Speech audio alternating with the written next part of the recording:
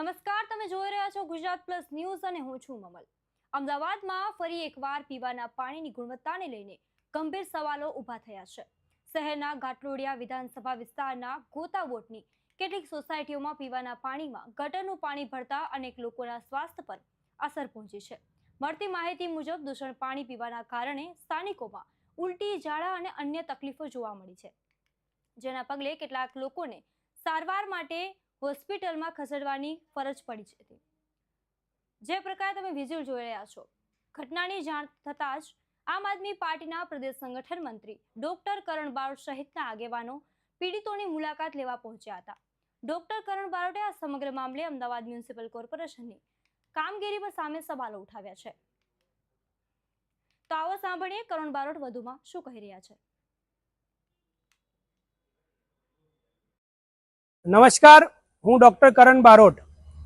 આજે અમે તાજ હોટલની પાછળ જે અર્બન હેલ્થ સેન્ટર છે ત્યાં આવ્યા છીએ।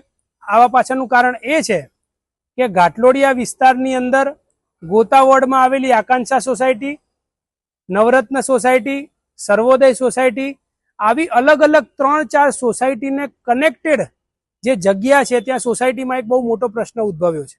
સોસાયટીના અંદર પીવાના પાણીની અંદર ગટરનું પાણી મિક્સ થઈ ગયું છે। આ વાતની જ્યારે અમને જાણ થઈ ત્યારે અમારા ગોતા વોર્ડના ઉમેદવાર ભૌમિકભાઈ, અમારા ઘાટલોડિયા વોર્ડના ઉમેદવાર નીલભાઈ સાથે આમ આદમી પાર્ટીની ટીમ આજે જે સ્થાનિકો, અમુક લોકો પ્રાઇવેટ હોસ્પિટલમાં એડમિટ છે, અમુક લોકો અર્બન હેલ્થ સેન્ટરમાં એડમિટ છે, એ તમામ લોકોની મુલાકાત અર્થે અમે નીકળ્યા। જાણવા જેવી વાત એવી છે કે અમદાવાદ ઈસ્ટની અંદર તો પાણીની સમસ્યા ખૂબ જ મોટા પાયે છે, જે આજ સુધી એએમસી સોલ્વ કરી નથી શકી, એ તો ખબર જ છે। પરંતુ હવે અમદાવાદ વેસ્ટની અંદર પણ પાણીની સમસ્યા દિવસે ને દિવસે વધી રહી છે। પીવાના પાણીની અંદર ગટરનું પાણી મિક્સ થાય છે। આજે આ આકાંક્ષા સોસાયટીની બહારની સાઈડ પણ ખૂબ જ ગંદકી છે। એ સોસાયટીની બહાર ગોતા વોર્ડનો જે બ્રિજ છે એના નીચે પણ ખૂબ જ ગંદકી છે। આ તમામ વસ્તુ હોવા છતાં આજ સુધી કોર્પોરેશન દ્વારા કોઈ પણ કાળજી રાખીને કાર્યવાહી કરવામાં આવી નથી।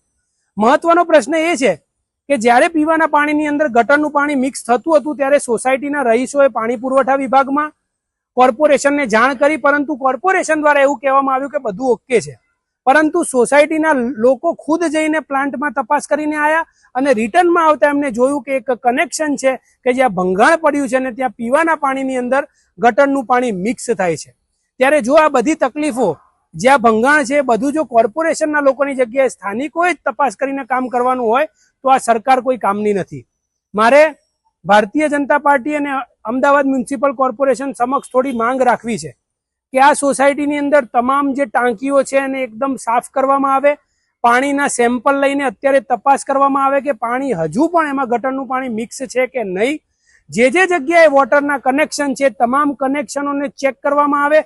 રેગ્યુલર રૂટીન ધોરણે અમદાવાદ વેસ્ટની અંદર તમામ જગ્યાએ પાણીની સેમ્પલ લઈને તપાસ કરવામાં આવે કે જેનાથી વધારે જે આ રોગચાળો ફાટીને નીકળ્યો છે, ફક્ત આકાંક્ષા સોસાયટીની અંદર 400 ફ્લેટ છે, 1200 લોકો આનાથી પ્રભાવિત થયા છે। આજુબાજુ સોસાયટીના તો લોકો અલગ છે।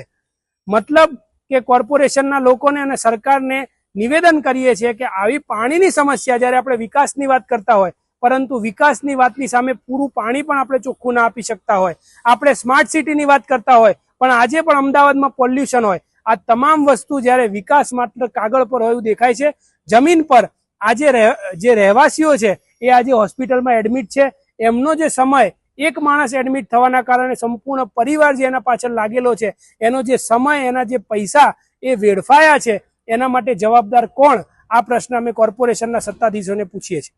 જય જય ગરવી ગુજરાત।